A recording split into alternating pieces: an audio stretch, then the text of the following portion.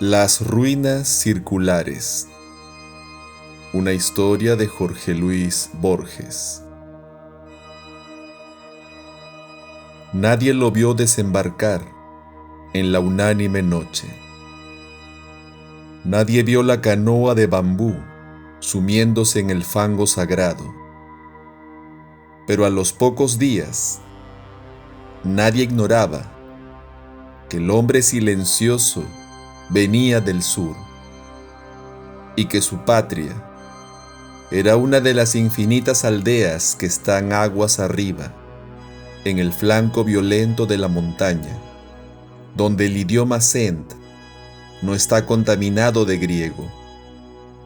Lo cierto es que el hombre gris besó el fango, recorrió la ribera y se arrastró hasta el recinto circular que corona un tigre o caballo de piedra, que tuvo alguna vez el color del fuego y ahora el de la ceniza. Ese redondel es un templo que devoraron los incendios antiguos, que la selva ha profanado y cuyo Dios no recibe honor de los hombres. El forastero se tendió bajo el pedestal. Lo despertó el sol alto. Comprobó que sus heridas habían cicatrizado. Cerró los ojos y durmió por determinación de la voluntad. Sabía que ese templo era el lugar que requería su invencible propósito. Sabía que su inmediata obligación era el sueño. Hacia la medianoche lo despertó el grito de un pájaro. Rastros de pies descalzos, unos higos y un cántaro le advirtieron que los hombres de la región habían espiado con respeto su sueño y solicitaban su amparo o temían su magia. Sintió el frío del miedo y buscó en la muralla un nicho sepulcral y se tapó con hojas desconocidas. El propósito que lo guiaba no era imposible, aunque sí sobrenatural. Quería soñar un hombre. Quería soñarlo con integridad minuciosa e imponerlo a la realidad. Ese proyecto mágico había agotado el espacio entero de su alma. Si alguien le hubiera preguntado su propio nombre o cualquier rasgo de su vida anterior, no habría acertado a responder. Le convenía el templo inhabitado y despedazado, porque era un mínimo de mundo visible. La cercanía de los leñadores también, porque estos se encargaban de ayudar a sus necesidades. El arroz y las frutas eran alimento suficiente para su cuerpo, consagrado a la única tarea de dormir y soñar. Al principio los sueños eran caóticos, poco después fueron de naturaleza lógica. El forastero se soñaba en el centro de un anfiteatro circular, que era de algún modo el templo incendiado. Nubes de alumnos llenaban las gradas. El hombre les dictaba lecciones de anatomía, de cosmografía, de magia. Los rostros escuchaban con ansiedad y procuraban responder con entendimiento, como si adivinaran la importancia de aquel examen, que rescataría a uno de ellos de su condición de vana apariencia y lo colocaría en el mundo real. El hombre, en el sueño y en la vigilia, consideraba las respuestas de sus fantasmas. No se dejaba engañar por los impostores. Adivinaba en algunos una inteligencia creciente. Buscaba un alma que mereciera participar en el universo. A las 9 o 10 noches, comprendió con alguna amargura que nada podía esperar de aquellos alumnos que aceptaban con pasividad su doctrina, y sí de aquellos que arriesgaban a veces una contradicción razonable Los primeros, aunque dignos de amor y de buen afecto, no podían ascender a individuos. Los últimos preexistían un poco más. Una tarde, dejó de lado el vasto colegio ilusorio y se quedó con un solo alumno. Era un muchacho silencioso, rebelde a veces, de rasgos afilados que repetían los de su soñador. No lo desconcertó por mucho tiempo la brusca eliminación de los condiscípulos. Su progreso, al cabo de unas pocas lecciones particulares, pudo maravillar al maestro. Sin embargo, la catástrofe sobrevino. El hombre, un día, emergió del sueño como de un desierto viscoso. Miró la luz de la tarde, que confundió con la aurora, y comprendió que no había soñado. Toda esa noche y todo el día, la intolerable lucidez del insomnio se abatió contra él. Quiso explorar la selva, extenuarse. Apenas alcanzó unas rachas de sueño débil, veteadas fugazmente de visiones inservibles. Quiso congregar el colegio y apenas hubo articulado unas breves palabras de exhortación, éste se deformó, se borró. En la casi perpetua vigilia, lágrimas de ira le quemaban los viejos ojos. Comprendió que el empeño de modelar la materia incoherente y vertiginosa de que se componen los sueños es el más arduo que puede acometer un hombre. Aunque penetre todos los enigmas del orden superior y del inferior, mucho más arduo que tejer una cuerda de arena. Comprendió que un fracaso inicial era inevitable. Juró olvidar la enorme alucinación que lo había desviado al principio y buscó otro método de trabajo. Antes de ejercitarlo, dedicó un mes a la reposición de las fuerzas que había malgastado. Abandonó toda premeditación de soñar y logró dormir un trecho razonable del día. Las raras veces que soñó durante ese periodo, no reparó en los sueños. Para reanudar la tarea, esperó que el disco de la luna fuera perfecto.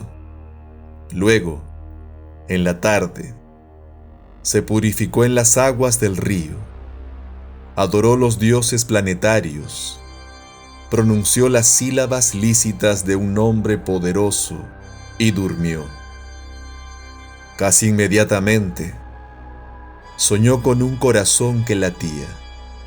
Lo soñó activo, caluroso, secreto, del tamaño de un puño cerrado, color granate, en la penumbra de un cuerpo humano, aún sin cara ni sexo. Con minucioso amor lo soñó, durante 14 noches. Cada noche lo percibía con mayor evidencia. No lo tocaba, se limitaba a atestiguarlo, a observarlo, tal vez a corregirlo con la mirada. Lo percibía, lo vivía, desde muchas distancias y muchos ángulos. En la noche 14, rozó la arteria pulmonar con el índice, y luego todo el corazón, desde afuera y adentro. El examen lo satisfizo. Deliberadamente, no soñó durante una noche.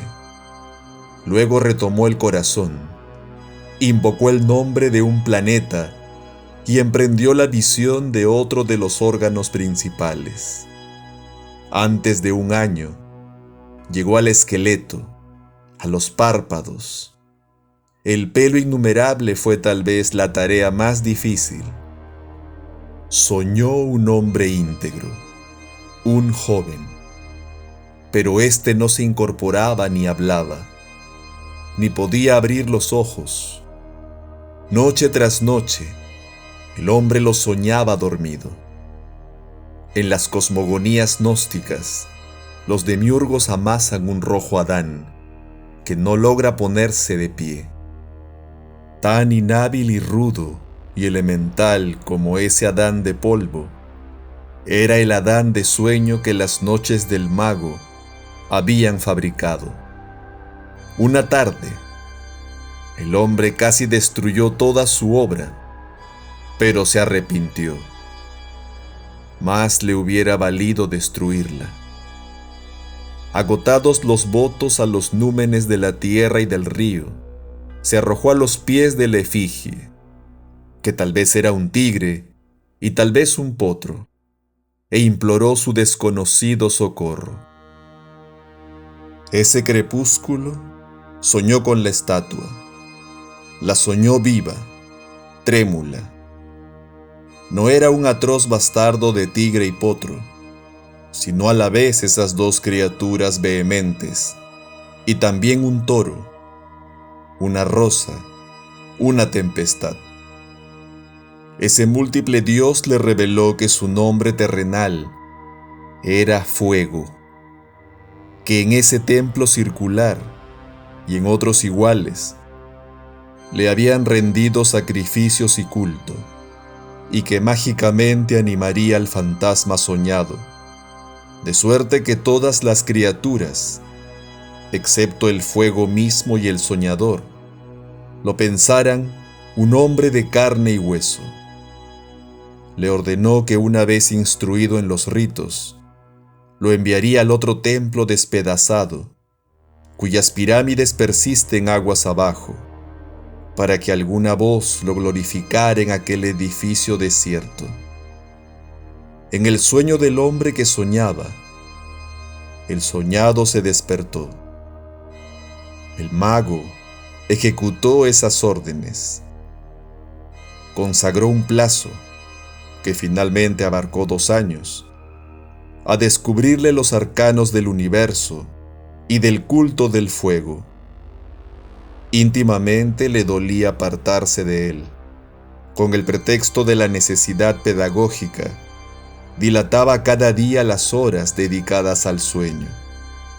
También rehizo el hombro derecho. A veces, lo inquietaba una impresión de que ya todo eso había acontecido. En general, sus días eran felices.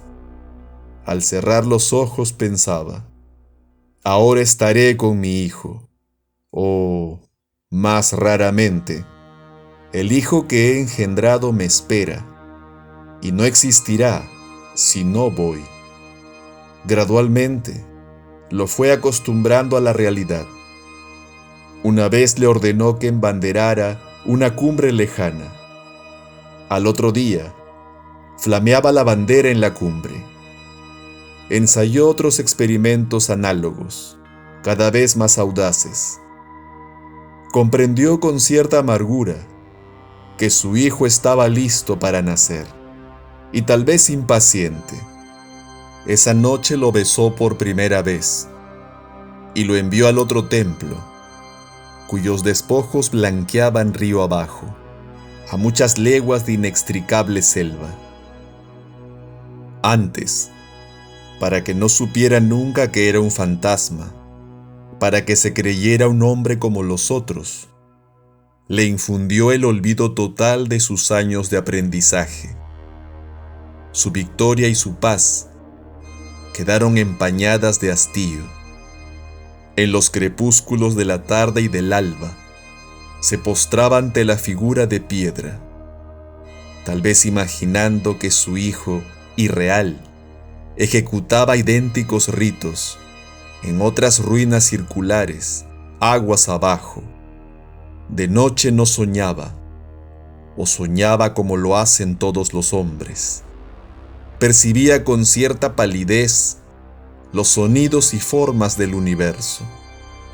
El hijo ausente se nutría de esas disminuciones de su alma. El propósito de su vida estaba colmado. El hombre persistió en una suerte de éxtasis. Al cabo de un tiempo, que ciertos narradores de su historia Prefieren computar en años y otros en lustros. Lo despertaron 2 remeros a medianoche. No pudo ver sus caras, pero le hablaron de un hombre mágico en un templo del norte, capaz de hollar el fuego y de no quemarse. El mago recordó bruscamente las palabras del dios. Recordó que de todas las criaturas que componen el orbe, el fuego era la única que sabía que su hijo era un fantasma. Ese recuerdo apaciguador al principio acabó por atormentarlo. Temió que su hijo meditara en ese privilegio anormal y descubriera de algún modo su condición de mero simulacro. No ser un hombre, ser la proyección del sueño de otro hombre. ¡Qué humillación incomparable! ¡Qué vértigo! A todo padre le interesan los hijos que ha procreado. Es natural que el mago temiera por el porvenir de aquel hijo. Pensado entraña por entraña y rasgo por rasgo en 1001 noches secretas. El término de sus cavilaciones fue brusco. Una remota nube en un cerro, liviana como un pájaro. Luego, hacia el sur, el cielo que tenía el color rosado, las humaredas, y después la fuga en pánico de las bestias. Porque se repitió lo acontecido hace muchos siglos. Las ruinas del santuario del dios del fuego fueron destruidas por el fuego. En un alba sin pájaros, el mago vio cernirse contra los muros el incendio concéntrico. Por un instante pensó refugiarse en las aguas, pero luego comprendió que la muerte venía a coronar su vejez y a absolverlo de sus trabajos. Caminó contra los jirones de fuego. Estos no mordieron su carne. Estos lo acariciaron y lo inundaron sin calor y sin combustión. Con alivio, con humillación, con terror, comprendió que él también era una apariencia, que otro estaba soñándolo.